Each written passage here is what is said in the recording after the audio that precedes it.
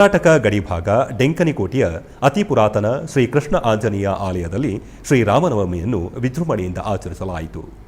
ಶ್ರೀರಾಮನವಮಿ ಪ್ರಯುಕ್ತ ವಿಶೇಷ ಪೂಜೆಗಳು, ರಥೋತ್ಸವ ಕಾರ್ಯಕ್ರಮ ಜರುಗಿತು. ದಲಸೂರು ಗ್ರಾಮದಲ್ಲಿ ಪ್ರತಿ ವರ್ಷ ರಾಮನವಮಿ ಪ್ರಯುಕ್ತ ವಿಶೇಷ ಶ್ರೀಕೃಷ್ಣ ಆಂಜನೇಯ ಸ್ವಾಮಿ ದೇವಾಲಯದಲ್ಲಿ ವಿಶೇಷ ಪೂಜೆಗಳು ನಿರ್ವಹಿಸುವುದು ಪ್ರತೀತಿ.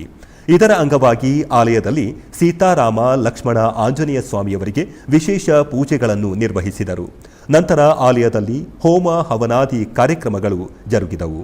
ನಂತರ ಆಲಯದಲ್ಲಿ ಹೋಮ ಹವನಾದಿ ಕಾರ್ಯಕ್ರಮಗಳೊಂದಿಗೆ ಸೀತಾರಾಮ ಕಲ್ಯಾಣ ಜರುಗಿತು.